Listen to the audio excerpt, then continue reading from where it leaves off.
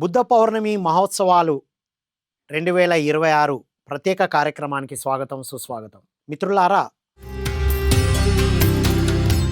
బుద్ధ పౌర్ణమి అంటే మన pyramid spiritual societies మూమెంట్లో ఒక గొప్ప పండగ, ఆధ్యాత్మిక పండగ. దాన్ని ఆధ్యాత్మిక కొత్త సంవత్సరం అని కూడా మనం తెలుసుకున్నాం. మరి ఎన్నో పౌర్ణమిలు ఉండగా బుద్ధ పౌర్ణమి యొక్క ప్రత్యేకత ఏంటి? ఆ విశేషాలన్నీ మనం తెలుసుకుందాం ఈ ఎపిసోడ్ ద్వారా. New age spiritual scientist Sadhguru movement ద్వారా ఎంతోమంది భక్తి యోగంలో ఉన్నవారిని ధ్యాన యోగంలోకి తీసుకొచ్చేటువంటి ఒక గ్రేటెస్ట్ రెస్పాన్సిబిలిటీ తీసుకున్నటువంటి వంశీ కిరణ్ గారి ద్వారా ఈ అద్భుతమైన విషయాలు తెలుసుకుందాం. నమస్కారం సార్. నమస్తే రాము గారు. బుద్ధ పౌర్ణమి శుభాకాంక్షలు సార్ మీకు. Thank you. మీకు కూడా సమస్త గురుమండలికి నమస్కారాలు. Yes sir. పత్రిజీకి ధర్మగురువులందరికీ నమస్కారం తెలియజేసుకుంటూ, సార్ బుద్ధ పౌర్ణమి, మనకు పౌర్ణమి అంటేనే ప్రత్యేకం కదా సార్. బుద్ధ పౌర్ణమి ఇదేంటి? బుద్ధ పౌర్ణమి అంటే మనం ఏం తెలుసుకోవాలి, ఏం నేర్చుకోవాలి సార్? బుద్ధ పౌర్ణమి అందరికీ ఎంతో ఇష్టమైంది, అందరి గురువులకి ఇష్టమైన డే ఇది. దీనిలో ప్రత్యేకత ఏంటంటే, బుద్ధ పౌర్ణమి అని దీన్ని ఎందుకన్నారంటే, ఇదే రోజు బుద్ధుడు పుట్టాడు, ఇదే రోజు అదే బుద్ధ పౌర్ణమి రోజే జ్ఞానోదయం పొందాడు, మళ్ళా అదే పౌర్ణమి రోజు, అదే బుద్ధ పౌర్ణమి రోజు ఆయన మహాపరినిర్వాణం చెందాడు. అందుకనే ఆ మూడు ఒకే పౌర్ణమి రోజు జరగడం అనేది ఒక అద్భుతం అనమాట. అందుకని ఆ పౌర్ణమిని ఇంకా బుద్ధ పౌర్ణమిగా యూనివర్స్ ఫాలో అవుతుంది. So Buddha Purnima is the highlight. సమస్త గురువులకి అది ఒక కేంద్ర స్థానంగా మారిపోయింది. ధ్యానానికి కానీ, తర్వాత గురువులకి కానీ, ఎక్సెట్రా అన్నిటికీ బుద్ధ పౌర్ణమి ఒక అద్భుతం. సో ఈ బుద్ధ పౌర్ణమిని అన్ని ఆర్గనైజేషన్స్, ప్రతి ఆర్గనైజేషను దీన్ని జరుపుకుంటుంది. ఆ ఆర్గనైజేషన్, ఈ ఆర్గనైజేషన్ అందరూ కానీ. అయితే ఒక గొప్ప విషయం ఏంటంటే, అందరూ దాన్ని సెలబ్రేషన్స్గా జరుపుకుంటారు. ఇందులో మనం పిఎస్ఎస్ఎంలో జరిగే ప్రత్యేక విభాగం ఏంటంటే, బుద్ధ పౌర్ణమి రోజు బుద్ధుడు చెప్పిన ధ్యానం జరిగేది ఎక్కువ భాగం పిఎస్ఎస్ఎంలోనే. నేను ఒకసారి ఏఐలో కొట్టండి, ఏఐని అడగండి బుద్ధ పౌర్ణిమ అంటే ఏంటి అని గూగుల్ని అడగండి. నేను మీకు దాన్ని చదువుతాను. ఇప్పుడు చూడండి, 3 ప్రధాన ఘట్టాలు ఉంటాయి బుద్ధ పౌర్ణమిలో. ఎక్కడ జరుపుకుంటారు? ప్రపంచవ్యాప్తంగా ఆసియా దేశాల్లో వైభవంగా జరుపుకుంటారు. ఆచారాలు, ఈరోజు భక్తులు తెల్లవారుజామున స్నానం ఆలోచించి బుద్ధుని పూజిస్తూ పువ్వులు, కొవ్వొత్తులు, దాన ధర్మాలు చేస్తారు. ఇదంతా ఓకే. బోధనలో బుద్ధుని అహింస, శాంతి, కరుణ మరియు ధ్యానం వంటి బోధనలు స్మరించుకుంటారు. మళ్ళీ ఏఐ చెప్తుంది, పిరమిడ్ వ్యాలీ, పిరమిడ్ ప్రపంచం వంటి ప్రదేశాల్లో ప్రత్యేక ధ్యాన కార్యక్రమాలు జరుగుతాయి. ఎస్ సార్, ఇది బాగా గుర్తు చేశారు సార్. స్పిరిచువల్ సైన్స్ అని నేను ఒకసారి టైప్ చేస్తే కూడా మన స్పిరిచువల్ సైన్స్ డెఫినేషను ఇచ్చి according to pyramid spiritual societies moment అని చెప్పారు సార్.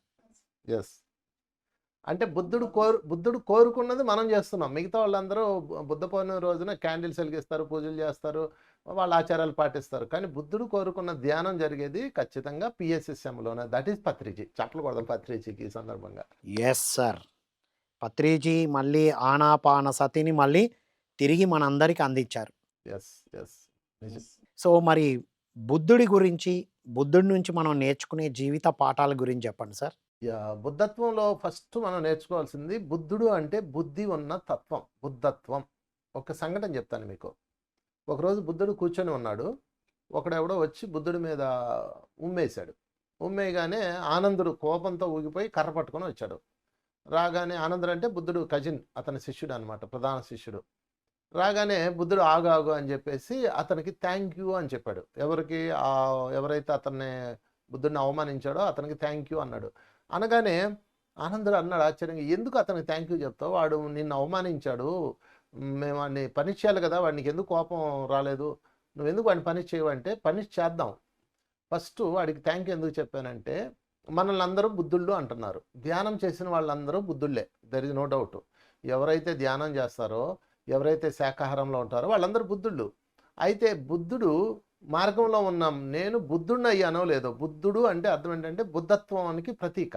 అంటే తన బుద్ధి తన చేతిలో ఉన్నవాడు. వాడు నా మీద ఉమ్మేశాడు, నాకు కోపం వచ్చింది, కానీ నా బుద్ధి నా చేతిలో ఉంది, వాడి చేతిలో లేదు. నీ బుద్ధి వాడి చేతిలో ఉంది, నీ కంట్రోల్లో నువ్వు లేవు. వాడు అనగానే నీ కోపం వచ్చి దూకేసావు, నేను దూకలా, వాడి సంగతి తెలుస్తాను, ఆ తర్వాత సంగతే. నేను అనుకుంటేనే నా కోపం వస్తుంది, వాడు అనుకుంటే నీ కోపం వచ్చింది. అంటే నువ్వు ఇంకా బుద్ధుడు కాలా, నేను అయిపోయాను. అంటే మనం బుద్ధుళ్ళం అయ్యామో లేమో తెలిసింది వాడి వల్లే కదా, కనుక ఫస్ట్ అడిగి థ్యాంక్ యూ అంటాడు. వాహ్! Wonderful sir. అంటే ఇవాళ అంతా మనం లిట్మస్ టెస్ట్‌లు పెట్టుకోవాలి. అంతే. మనల్ని మనం పరీక్షించుకునే రోజు. ఎవడైతే మీకు ఇరిటేట్ చేస్తున్నాడో, ఎవరైతే కోపం తెప్పిస్తున్నాడో, మీ కోపము వాడి చేతిలో ఉందా, మీ చేతిలో ఉందా చెక్ చేసుకోవాలి. కోపం రావచ్చు, ఫైట్ చేయొచ్చు. అలాగని ఎప్పుడు ఇలా కూర్చోవాలని ఏం లేదు. నీకు దాని కంట్రోల్ ఉంది అంటే మీరు బుద్ధుడు అయిపోయినట్టే. కంట్రోల్ లేదు అంటే బుద్ధుడు కానట్టే. మరి ఇంత సాధన చేసుకోవాలి. అంతే సింపుల్. రైట్. అంటే ప్రతి సంవత్సరం బుద్ధ పౌర్ణమి రోజు ఈ సంవత్సరం అంతా చేసిన సాధనతో నేను ఎంతవరకు బుద్ధత్వాన్ని సాధించాను. సంఘటనతో. రైట్. ఏ సంఘటనలో అంటే వ్యక్తిగతంగా ఎంత సాధించాను, కుటుంబ అంటే కుటుంబ సఖ్యతలో ఎంత సాధించాను, ఉద్యోగ వ్యాపార ఉన్నతిలో ఎంత సాధించాను, సామాజికంగా ఎంత సాధించాను, ప్రకృతి పరంగా సహస్థిత్వంలో ఎంత సాధించాను. అంతే కదా సార్? యెస్. యెస్. అంతే. Self check. ఈ సెల్ఫ్ చెక్ 5 వేస్‌లో మనం చెక్ చేసుకోవాలన్నమాట. ఎగ్జాక్ట్‌లీ. యాక్చువల్‌గా రాము గారు ఏం జరుగుతుందంటే, మీరు చూడండి, బయట ఆర్గనైజేషన్‌లో పక్కన పెడదాం. మన ఆర్గనైజేషన్ చూద్దాం. పిఎస్ఎస్ఎంలో ఏం జరుగుతుందంటే, పత్రి సార్ వచ్చి ధ్యానము, శాకాహారం చెప్పారు. మీరు గాని, నేను గాని చాలామంది వెంటనే దానిలో ధ్యానము, శాకాహారంలోకి షిఫ్ట్ అయిపోయాం. ఎవరు మనల్ని ఏం ప్రెజర్ చేయలేదు. మనల్ని వాళ్ళని నువ్వు శాకాహారి అయిపోవాలి అది ఇది అని ప్రెజర్ కూడా లేదు. వినగానే మారిపోయాం. అంటే అర్థం ఏంటి? దాని అర్థం ఏంటంటే, మనం గత జన్మలోనే బుద్ధుళ్ళం అయిపోయాం. గుర్తుపెట్టుకోండి, ఒక్కసారి ఎవరు శాకాహారులు అవ్వరండి. చాలా కష్టం. ధ్యానం చేసి శాకాహారులు అవ్వని వాళ్ళు బోల్డు మంది తెలుసు నాకు. వాళ్ళు ఎందుకంటే వాళ్ళు దానిలోంచి బయటికి రాలేరు అంతగా.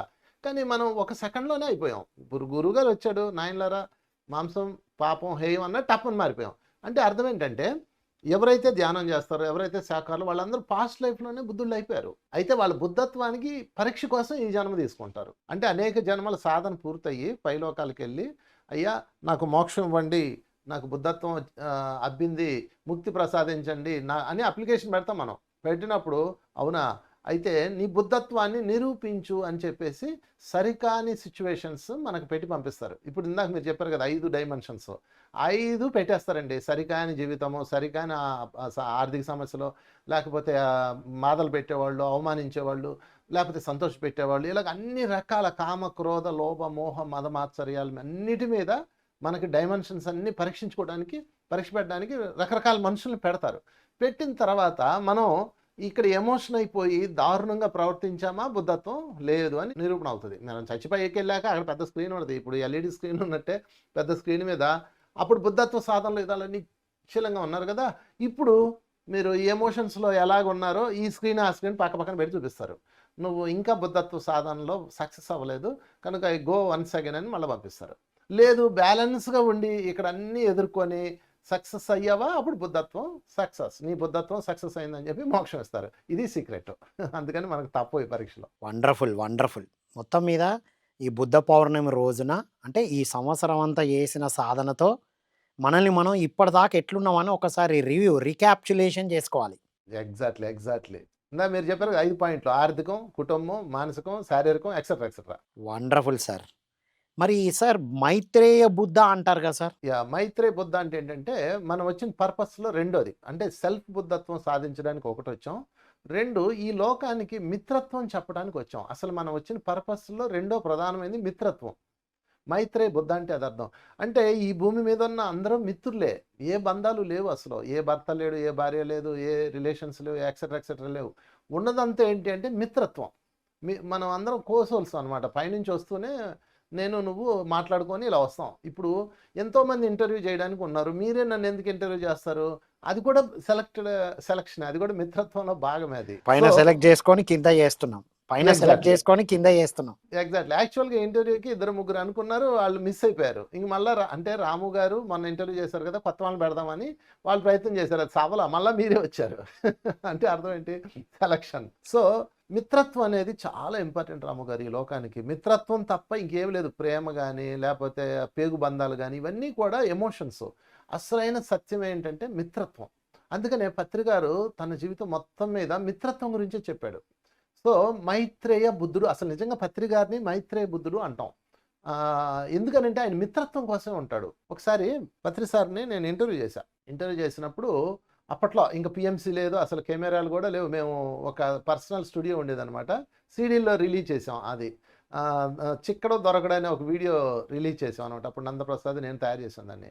సో పిరమిడ్ టీవీ అనేది తర్వాత వచ్చింది. అప్పట్లో మేము పిరమిడ్ టీవీ అని పెట్టాం, తెలుసా మీకు? పిరమిడ్ టీవీ అనే ఒక ఛానల్ పెట్టి, అంటే యూట్యూబ్ కూడా లేని రోజులు అవి, పెట్టి సీడీల్లో తయారు చేసి రిలీజ్ చేసాం. ఒకసారి పత్రికారిని ఇంటర్వ్యూ నేను చేశాను అనమాట. మీరు ధ్యానంలోకి ఎందుకు వచ్చారు, వచ్చిన తర్వాత రాకముందు మీరు ఎందుకు వచ్చారు, మార్పులు ఏంటి అని అందరిని అడుగుతూ పత్రికారు ఉన్నారు అక్కడ.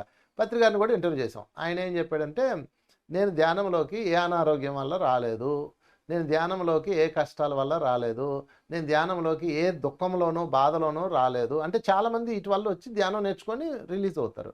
నేను కేవలం మిత్రుల కోసం వచ్చాను అని చెప్పాడండి. ఆ వీడియో నా దగ్గర కూడా ఉంది ఇంకా. నేను ధ్యానంలోకి మిత్రుల కోసం వచ్చాను అన్నారు ఆయన. అంటే మిత్రత్వం. ఆయన మైత్రేయ బుద్ధుడు అనమాట. మిత్రత్వాన్ని పరిచయం చేశాడు మనకి. ఆ మిత్రత్వాన్ని అనుభవించమని చెప్పాడు. అలాగే జంతులోకానికి బుద్ధుడు మానవుల మిత్రత్వం చెప్పాడు. జంతువుల మిత్రత్వం బుద్ధుడి దగ్గర లేదు, ఎక్కువ లేదు. అందుకే మీకు అక్కడ ఇప్పుడు కూడా కొన్ని చోట్ల మాంసాహారులు ఉన్నారు బుద్ధతత్వంలో కూడా.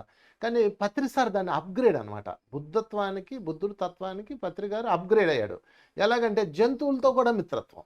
సమస్త ప్రాణికోటిని చంపకూడదు, వాటిని తినకూడదు, వాటితో మిత్రత్వం చేయాలి అనే కాన్సెప్ట్ని ఈయన ఈ జనరేషన్లో తీసుకొచ్చారు. ఎందుకంటే అప్పుడు అది అవసరం, ఇప్పటికి ఇది అవసరం. అప్పుడు అది తక్కువ ఉండే కదా, నిన్ను నువ్వు తెలుసుకోవడం ఇంపార్టెంట్ అని వారు చెప్పారు. ఇప్పుడు ఇది ఎక్కువ అయిపోయింది కదా సార్. అంటే అప్పుడు మీరు బాగా గమనించండి, అది మనుషులు చంపుకునే కాలం అది. జంతువుల సంగతి తర్వాత. ముందు మనిషి అనేది హయ్యర్ సోలు, హయ్యర్ ఎనర్జీ అనుభవాలు పొందిన హ్యూమన్ బీయింగ్. వాడు చంపుకునే రోజుల్లో బుద్ధుడు వచ్చాడు. ఇప్పుడు మనుషులు చంపుకోవట్లేదు. మనుషులు కనపడగానే చంపేసే కాన్సెప్ట్ లేదు. ఎక్కడో యుద్ధాలు జరుగుతున్నాయి తప్ప తగ్గిపోయింది. మానవ హింస తగ్గిపోయింది, జంతు హింస ఉంది. అందుకని మరలా తిరిగి వచ్చాడు కాబట్టి పత్రికారిని మైత్రేయ బుద్ధుడు అంటారు. పత్రికారు కాదు, మనం ఎవరైతే సర్వజీవుల పట్ల ప్రేమతో ఉండాలి, సర్వజీవుల్ని మిత్రత్వం ఉండాలి అని చెప్తున్నామో, మనందరం ఎజెండా ఇదే. అసలు ఎజెండా ఇదే, మిత్రత్వం. అంటే బుద్ధుడిలో భాగం ఇది. అందుకని పత్రిసారి బుద్ధుడి దగ్గర ఉన్న ధ్యానము మైత్రేయం రెండు తీసుకొని పిఎస్ఎం నిర్మించారు. అది పిఎస్ఎం యొక్క సీక్రెట్. సో అల్టిమేట్ సార్, మనల్ని మనం తెలుసుకొని మన బుద్ధత్వము నంబర్ 1 అయితే, నంబర్ 2 అందరితో బుద్ధత్వంతో ఉండడమే మైత్రి.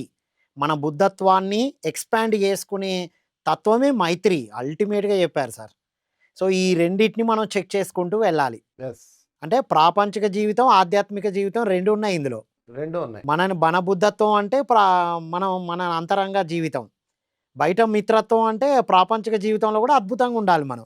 మూడో టాస్క్ కూడా ఉంది, సెల్ఫ్ రియలైజేషన్, సెల్ఫ్ ఎవల్యూషన్ కూడా ఉంది మనకి ఇప్పుడు. అంటే మీ ఇందాక చెప్పుకున్నాం కదా, నేను ఆత్మ స్థితిలో ఉన్నానా లేదా, అందుకని మనం సంసారంలో ఉన్నాం. ఇది మూడో టాస్క్ ఉంది మనకి ఇప్పుడు బుద్ధుడు సన్యాసి, బుద్ధుడు సంఘం అంతా సన్యాసులే. వాళ్ళకి భార్య బాధితులు కానీ, భర్త బాధితులు కానీ, లేకపోతే అప్పులు సమస్యలు ఏముండవు. They have no own anything. ఒక సొంత కిచెన్ కూడా ఉండదు. ఎవరైనా పెడితే తింటారు, లేకపోతే పస్తులు ఉంటారు, ఆ టైప్ అనమాట. కానీ మన ఈ నవీన బుద్ధత్వం ఎలా ఉందంటే, ఇప్పుడు మనం సంసారంలో ఉండాలి, విడిచిపెట్టకూడదు. ఏ భర్తని, ఏ భార్యని, ఏ కుటుంబాన్ని విడిచిపెట్టకూడదు. ఇందులోనే ఉండి ఆ జరుగుతున్న సిచ్యువేషన్స్ అన్ని టాస్క్గా తీసుకొని బుద్ధత్వాన్ని నిరూపించాలి. ఇది మూడో టాస్క్.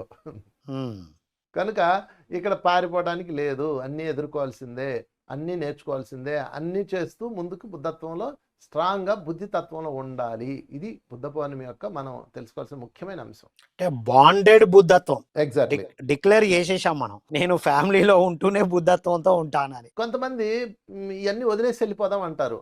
నేను వాళ్ళకి ఏం చెప్తానంటే, వదిలేసి వెళ్ళిపోయే వాడివైతే నువ్వు సంసారంలో ఎందుకు వచ్చావు? ఫస్ట్ సంసారంలోనే పుట్టాడు అంటే వాడికి తెలియకుండానే పెళ్ళైంది, తెలియకుండానే పిల్లలు పుట్టారు, సంసారంలో ఉన్నారంటే అర్థం ఏంటి? నీ డిజైన్ సంసారంలోనే ఉండి బుద్ధత్వాన్ని స్ట్రాంగ్ చేసుకోవడానికి వచ్చావు. ఇది ముఖ్యమైనది. కొంతమంది సన్యాసంలో ఉంటారు, వాళ్ళు పుట్టుకతోనే పెళ్లి చేసుకోరు, అలాగా పెళ్ళి వద్దనుకొని తిరుగుతూ ఉంటారు. వాళ్ళకి ఎలిజిబుల్, అది వాళ్ళకి సన్యాసంలోకి వెళ్ళొచ్చు, వాళ్ళన్నీ విడిచిపెట్టచ్చు, అది వాళ్ళ డిజైన్ అది. కానీ సంసారంలో ఉంటామని నిర్ణయం తీసుకుంటేనే కదా వీళ్ళందరూ వస్తారు. అంటే నీ సోల్ నిర్ణయం ఏంటి? నేను ఒక కుటుంబ వ్యవస్థలో ఉండాలి, బుద్ధత్వం నేర్చుకోవాలి అని వచ్చింది. ఇప్పుడు దాన్ని బ్రేక్ చేసి నేను ఇవన్నీ వదిలేసేటో వెళ్తానంటే మాత్రం ఖచ్చితంగా మళ్ళీ జన్మ తీసుకోవాల్సి ఉంటుంది వాళ్ళ కోసం. అందుకని అందులోనే ఉంటూ వాటిని ఫిల్ఫిల్ చేస్తూ బుద్ధత్వాన్ని సాధన చేయాలి. వండర్ఫుల్ సార్, ఇది మరీ నెక్స్ట్ లెవెల్.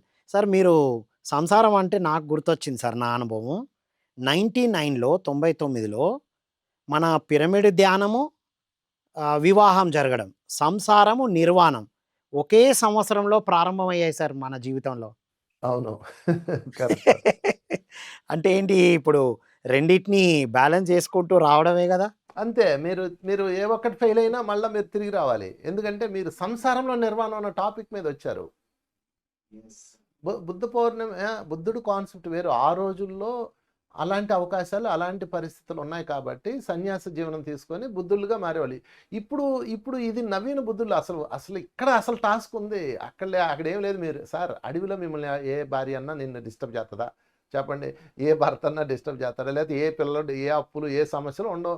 కనుక ఆళ్ళు నిశ్చలంగా ఉంటారు. ఇది అలా కాదు. ఇక్కడ సంసారంలో ఉన్నావు. నువ్వు ధ్యానంలో కూర్చున్నంత సేపు నిశ్చలం ఓకే. ధ్యానం అయిపోయిన గంట తర్వాత నీకు స్టార్ట్ అయిపోద్ది. నీ ఎమోషన్స్ అన్నింటిని పరీక్షలో. నిన్ను ఇరిటేట్ చేయడానికి మనుషులు, భయపెట్టడానికి అప్పులు ఇయన్నీ వచ్చేస్తాయి. అయినా నువ్వు బుద్ధత్వంలో ఉండాలి. అదే గదా సార్! ఇప్పుడు మనం 10 రోజులు, 11 రోజులు ధ్యాన మహాయాగమో, 3, 4 రోజుల వర్క్‌షాప్‌కెళ్ళొచ్చినప్పుడు, వెళ్ళినప్పుడు అనిపిస్తది అక్కడ అబ్బా! హాయిగుంది. ఇప్పుడు ఎళ్ళాలా ఇంటికి? అవసరమా అన్న ఫీల్ గూడా వస్తా ఉంటది. అయ్యో! ఇక్కడే ఉంటే బావుంటది గదా! అని. కానీ అలా గాదు గదా! అక్కడికెళ్ళి నేర్చుకోవాలి. మళ్ళీ ఇంటికొచ్చి ఆచరించాలి. ఫైనల్‌గా మనందరం బుద్ధత్వంలో సెకండ్ లెవెల్‌లో ట్రైనింగ్‌లో ఉన్నామనమాట. ఒక రకంగా చెప్పాలంటే. ఇందులో మనం మైత్రి తీసుకొచ్చాం. అందుకే మనం శాకాహారం, జీవహింస చెయ్యొద్దు, జీవుల్ని చంపొద్దు అని మనం ఎందుకు ప్రచారం చేస్తున్నాం? ఇన్ని బుద్ధ సంఘాలున్నాయి. ఏ బుద్ధ సంఘం ప్రచారం చేయదు తెలుసా? ఏ బుద్ధ సంఘంలో నాకు తెలిసి దాదాపుగా మాంసం తినొద్దు అని చెప్పే సంస్థలు కొన్ని ఉన్నాయి. కానీ ఎక్కువ భాగం మనమే ఎందుకు తీసుకున్నామంటే మన టాస్క్ ఇది. మైత్రి తత్వాన్ని మైత్రేయ బుద్ధులు అంటాడు. పత్రిసారి మనల్ని ఏమంటాడంటే మైత్రేయ బుద్ధులు అంటే తిరిగి వచ్చిన మిత్రులు. తిరిగి వచ్చాం మనం, మళ్ళా తిరిగి వచ్చాం. ఎందుకు అంటే మిత్రత్వం గురించి చెప్పాలి. అంటే ఎంత స్నేహంలో ఉండాలండి మనం మనుషుల పట్ల, జంతువుల పట్ల. మనుషుల్ని స్నేహంగా చూడాలి, జంతువుల్ని స్నేహంగా చూడాలి. ఒకళ్ళ పట్ల ఒకళ్ళు మిత్రత్వంలో ఉండాలి. మిత్రత్వం కనుక ఫెయిల్ అయ్యారా మళ్ళా తిరిగి రావాల్సిందే. ఎవడైతే ఇంకొకరిని విమర్శిస్తూ, నిందిస్తూ, కామెంట్ చేస్తూ ఉన్నాడో ఆడి మిత్రత్వం లేదని అర్థం. అలా కాకుండా వాడిని సరి చేసుకోవచ్చు మళ్ళా. ఇప్పుడు మీలో ఏమన్నా నాకు లోపం కనపడింది అనుకో, నేను మీకు పర్సనల్‌గా ఫోన్ చేసి, రాము గారు ఇదిగో ఇలా ఉంది, బాలేదు మార్చేయి అంటే నువ్వు మార్చేస్తావు. నువ్వు అదే విధంగా నాకు చెప్తే నేను మార్చేస్తాను. అలా కాకుండా వాడిని టార్గెట్ చేసి పిచ్చి మాటలు మాట్లాడుతూ ఉన్నారు అంటే అర్థం ఏంటంటే వాళ్ళ మిత్రత్వం లేదు. మిత్రత్వం అనేది రాకపోతే వాళ్ళు పిరమిడ్ స్పిరిచువల్ సొసైటీలో ఫుల్ఫిల్ కానట్లే. మళ్ళా రావాల్సిందే. అందుకని మిత్రత్వం మీద మనం ఫోకస్ చేసి తీరాలి. జంతువుల పట్ల అండ్ మానవుల పట్ల. జంతువుల పట్ల మనం అద్భుతంగా చేస్తున్నాం. ఎక్కడ చూడండి శాకాహార ర్యాలీలు ఎక్సెట్రా ఎక్సెట్రా. మరి మనుషుల పట్ల కూడా మిత్రత్వంలోకి రావాలి. తోటి మానవుల పట్ల, తోటి మానవుల పట్ల చాలా వరకు ఉన్నాము. ఇంకా నేర్చుకోవాలి. ఇంకా మిత్రత్వం దానిలో మనం పెంచుకోవాలి. అది మనకి ఇప్పుడున్న పెద్ద టాస్క్. Wonderful sir. సో, మిత్రత్వాన్ని మనం ఫైన్ ట్యూనింగ్ చేసుకోవాలి. పత్రి సార్ అనేవారు ప్రతిరోజు 1% ఇంప్రూవ్‌మెంట్‌తో ఫైన్ ట్యూన్ చేసుకుంటూ ఉండాలి అని చెప్పేవారు. అంటే మనం ఇప్పుడు అందరము మన మిత్రత్వం ఎంతవరకు ఆచరణలో ఉంది అని మనం ఫైన్ ట్యూన్ చేసుకుంటూ వెళ్ళాలి అంటారు. ఎగ్జాక్ట్‌లీ. Wonderful sir. సో, ఇంకా మనం ఈరోజు అంటే బుద్ధ పౌర్ణమి రోజున సాధకులైనా, సాధకులు కాని వాళ్ళైనా ఏంటి ఈ దినచర్య ఎలా ఉండాలి సార్? గుడ్ క్వెషన్ రాము గారు. మనము ఒక టాస్క్ పెట్టుకోవాలి రాము గారు. ఏంటంటే నేను బుద్ధత్వాన్ని సాధించాలి అని గనక అనుకుంటే వారు ప్రతి ఒక్కరూ ఒక 3 రూల్స్ పెట్టుకోవాలి. ఎందుకంటే సమస్త గురుమండలి కోరుకునే 3 రూల్స్ నేను చెప్తాను. ఆ 3 రూల్స్‌లో ఏంటంటే మొట్టమొదటిది సర్వజ్ఞత. అంటే సర్వజ్ఞత అంటే ఏంటంటే అన్ని రకాల సబ్జెక్ట్స్ మీద జ్ఞానాన్ని సంపాదించాలి. అన్ని రకాల మెథడ్స్ మీద అవగాహన కలిగి ఉండాలి. సర్వజ్ఞత అంటే అన్ని సబ్జెక్ట్స్ మీద నీకు నాలెడ్జ్ ఉండాలి. మెయిన్ ఇంపార్టెంట్ ఏదైతే ఉందో అదంతా నువ్వు తెలుసుకొని ఉండాలి. అంతేగాని అది నాది కాదు, ఇది నాది కాదు, ఇది మన మార్గం కాదు, ఇదే కరెక్ట్, అది రాంగ్ అని అనకూడదు. సర్వజ్ఞత అనేది మొట్టమొదట నియమం. రెండో నియమం ఏంటంటే వ్యాపకత అంటే ఏంటంటే మొత్తం అన్నిట్లో వ్యాపించి ఉండాలి. మీరు వ్యాపకత అంటే ఏంటంటే అది నాది కాదు, ఇది నాది కాదు, ఆ సంస్థ నాది కాదు, ఈ సంస్థ నాది కాదు అన్నట్లు ఉండకూడదు. అహం బ్రహ్మాస్మి అన్న మొట్టమొదటి సూత్రం నేర్చుకొని మళ్ళీ నువ్వు ఎల్లలు బిగించుకున్నావు అంటే అర్థం ఏంటి? అహం బ్రహ్మాస్మి అని మీరు చెప్తున్నారు అంటే ఏంటి? విశ్వమంతా నిండి ఉన్నాను. వ్యాపకత అంటే అసలైన అర్థం అదే. మరి మళ్ళా వాడు నేను కాదా, వీడు నేను కాదా, నువ్వు అది నేనే, ఇది నేనే. అందుకని అన్నింటిలో ఉండాలి, అందరిలో ఉండాలి. వ్యాపకత, సర్వజ్ఞత, సర్వ వ్యాపకత. మూడోది ఏంటంటే, మూడో ముఖ్యమైనది సర్వ సమర్థత. అన్నింటిలో సమర్థవంతులుగా ఉండాలి మీరు. శిష్యుడిగా సమర్థవంతులుగా ఉండాలి, గురువుగా సమర్థవంతంగా ఉండాలి, భర్తగా సమర్థవంతంగా ఉండాలి, భార్యగా సమర్థవంతంగా ఉండాలి. మీరు ఏ లైఫ్లో ఉంటే దాని పట్ల సమర్థతగా ఉండాలి. సో జ్ఞానము, వ్యాపకము అండ్ సమర్థత, ఈ 3 లక్షణాలు బుద్ధత్వానికి ప్రధాన నియమాలు అనమాట. ఈ 3 చూస్తారు.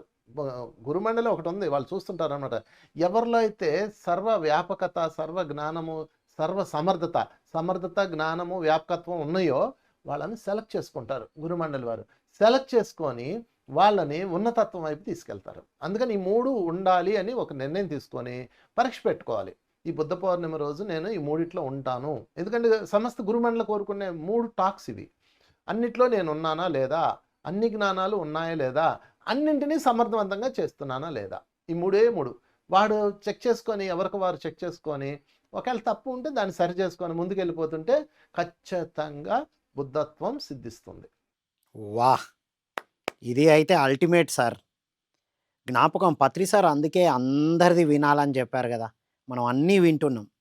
ముఖ్యంగా మన దాంట్లో కూడా పిరమిడ్ స్పిరిచువల్ సొసైటీస్ మూవ్‌మెంట్‌లో ఒక్కొక్కరు ఒక్కొక్క సబ్జెక్ట్‌కి కనెక్ట్ అయ్యి అది పట్టుకుంటున్నారు కదా సార్. ఎగ్జాక్ట్లీ. అంటే ఇందులో ఇంగ్లీష్‌లో ఒక కొటేషన్ ఉంది sir. No something on everything, but no everything on one thing. Exactly. మనం ధ్యానం గురించి అన్నీ తెలుసుకోవాలి. ధ్యానం గురించి మొత్తం తెలుసుకుంటాం. మిగతా అన్నీ తెలుసుకుంటూ ఉండాలన్నారు పత్రిజీ. Wow sir! ఇది అల్టిమేట్.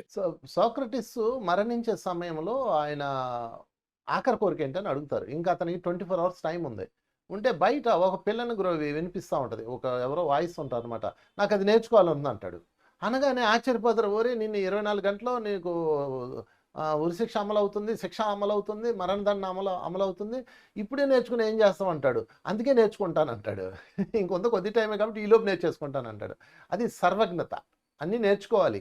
మళ్ళీ అందులో ఏది బాగా కనెక్ట్ అయిందో దాన్ని పెంచుకోవాలి. అయితే పత్రి సార్ ఏం చేశారంటే, ఈ సర్వ జ్ఞానత, ఎవళ్ళైతే అన్ని రకాల జ్ఞానాలు ఉన్నాయో, ఎవళ్ళైతే ఏ టాలెంట్ ఉందో వాళ్ళందరినీ ఏకత్వం చేశారు. అది పిరమిడ్ అంటే ఏకత్వం అనమాట. అంటే అన్ని రకాల జ్ఞానాలు ఉన్న వాళ్ళని ఏం చేశారంటే పట్టుకున్నారు. పట్టుకొని వాళ్ళని ఎంకరేజ్ చేశారు. ఎంకరేజ్ చేయగానే అందరూ కలిపి పనిచేశారు. అప్పుడు ఒక పెద్ద ఎవల్యూషన్ వచ్చిందనమాట.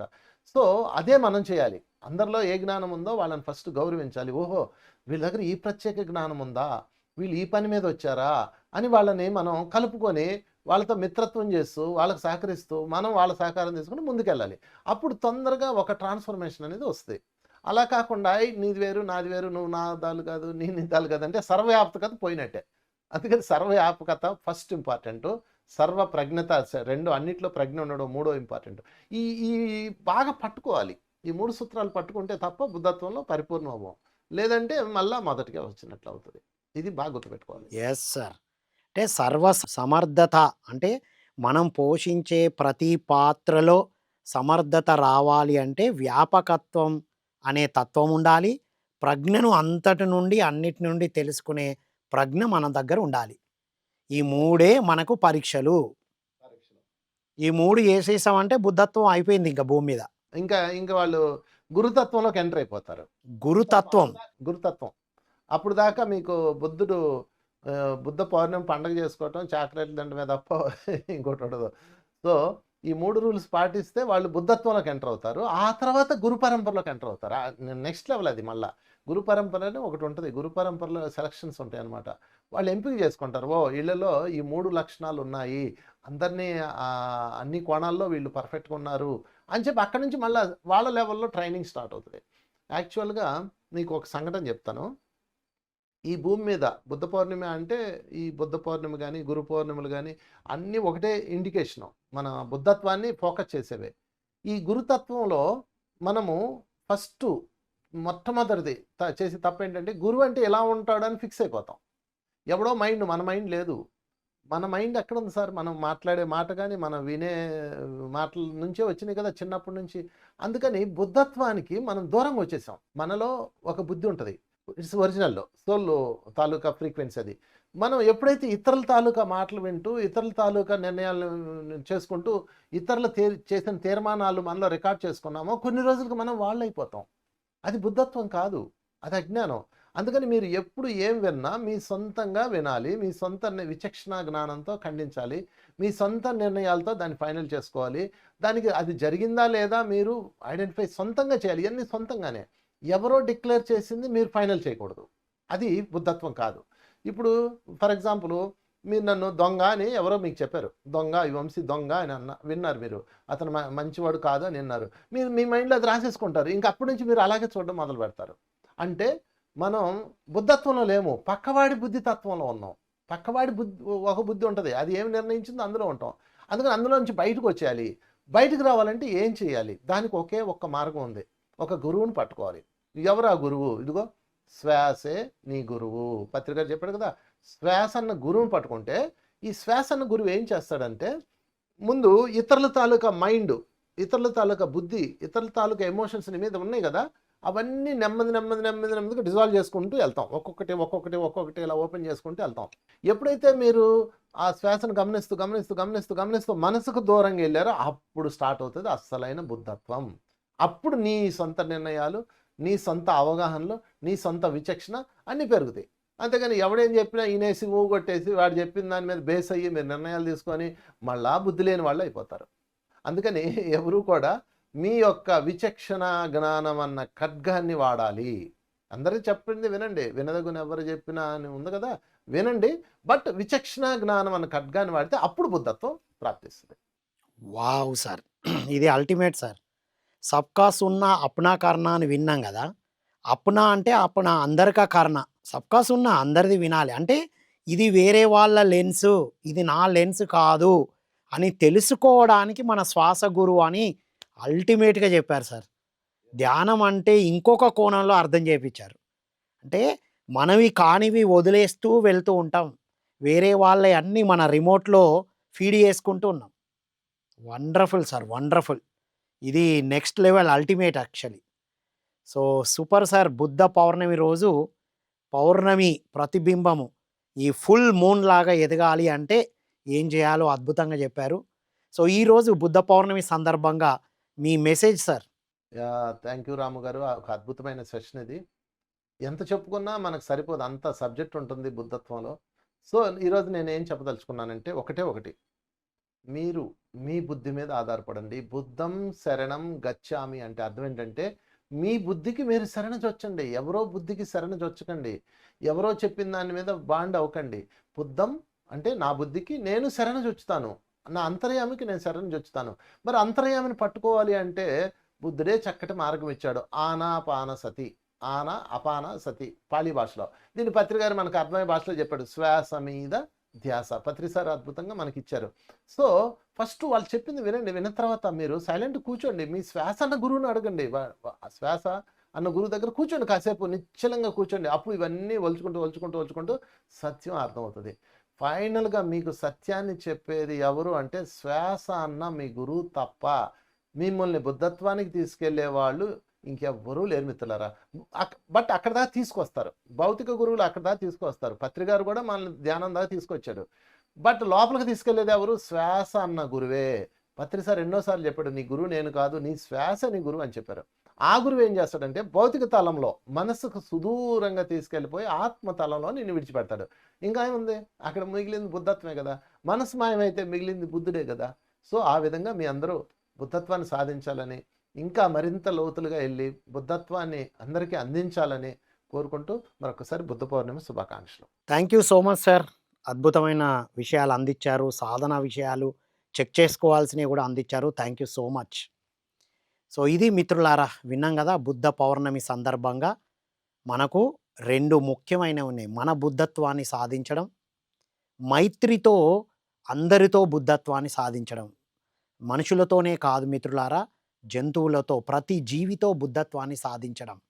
ఈ రెండే మనం ప్రాపంచిక జీవితం, ఆధ్యాత్మిక జీవితం, బంగారు మధ్య మార్గం అని బుద్ధుల వారు చెప్పింది ఇదే. నీ బుద్ధత్వాన్ని తెలుసుకో, అందరితో ఆ బుద్ధత్వాన్ని ప్రచారంలో పెట్టడం అంటే మైత్రేయ బుద్ధుడుగా ఉండడం. మన అందరం మైత్రేయ బుద్ధుల సంఘం అని చెప్పారు పత్రిజీ. సో, ఈరోజు సాధనతో లాస్ట్ ఇయర్ నుంచి ఇప్పటి వరకు మనం ఎంత ప్రజ్ఞను విస్తరించుకున్నాం, ఎంత వ్యాపకత్వంలో మనం ఉన్నాం, తర్వాత నా సమర్థత ఇంకా ఎక్కడెక్కడ పెంచుకోవాల్సి ఉంది, అని ఈరోజు చెక్ చేసుకొని మళ్ళీ నెక్స్ట్ ఇయర్‌కి ప్రణాళిక వేసుకోవడం. ఇది ఆధ్యాత్మిక కొత్త సంవత్సరం అనుకొని మనం ఎన్నో ప్రణాళికలు కూడా వేసుకోవచ్చు మిత్రులారా. సో, ధర్మగురువులందరూ చెక్ చేసేది ఈ 3 పాయింట్స్ అనేదే ఇవాళ తెలుసుకున్న ఒక అల్టిమేట్ పాయింట్. సో, జ్ఞానం విస్తరించడం, మనం వ్యాప్తమైపోవడం, మన సమర్థత, మనం పోషించే అన్ని పాత్రల్లో మన సమర్థతను చూపించడం అనేదే అద్భుతంగా తెలుసుకున్నాం. ఇంకొక అల్టిమేట్ విషయం సార్ మెసేజ్‌లో అందించారు. మనం ఎదుటి వాళ్ళ లెన్స్ నుండి, ఎదుటి వాళ్ళ దృక్పథం నుండి మన దృక్పథంగా చూస్తున్నాం. అందుకే రైట్ వ్యూ అంటారు. రైట్ ఇంటెన్షన్ అంటారు కదా! అంటే ఏంటి? రైట్ అంటే ఏది రాంగ్ కాదు కాదు. ఉన్నది ఒక్కటే అది అనేది చెప్పడానికి. అది మన శ్వాస గురువు ద్వారానే వస్తుంది. ధ్యానం ఎందుకు చేయాలి? ఈరోజు ధ్యానం ఎందుకు చేయాలి అంటే, ఈరోజు ధ్యాన సాధన చేస్తే మనం ఎక్కడెక్కడ వేరే వాళ్ళ దృక్పథంలో ఉన్నామో, వేరేటి ఏవి మనలో ఇంకా ఉన్నాయి అవన్నీ తీసేసుకుంటూ మనల్ని ఆత్మ సామ్రాజ్యానికి అంటే మన బుద్ధత్వానికి తీసుకెళ్తుంది ఈ ధ్యాన సాధనే. తర్వాత బంగారు మధ్య మార్గంలో జీవిస్తాం అనేదే వంశీ కిరణ్ గారి ద్వారా ఈరోజు తెలుసుకున్నాం మిత్రులారా. సో, ఈరోజు బుద్ధ పౌర్ణమి సందర్భంగా చక్కని ధ్యాన సాధన చేస్తూ ఎక్కడికెళ్ళినా మన దగ్గరలో ఎక్కడ బుద్ధ పౌర్ణమి వేడుకలున్నా అక్కడికెళ్ళి సామూహిక ధ్యానంలో పార్టిసిపేట్ చేస్తూ ఇలాంటి సీనియర్ మాస్టర్స్‌తో మనం సాంగత్యం చేస్తూ అద్భుతంగా, ఉన్నతంగా బుద్ధత్వాన్ని సాధించాలని కోరుకుంటూ, సో, మరో కార్యక్రమంలో మళ్ళీ కలుద్దాం. అంతవరకు సెలవు. Thank you. Thank you one and all.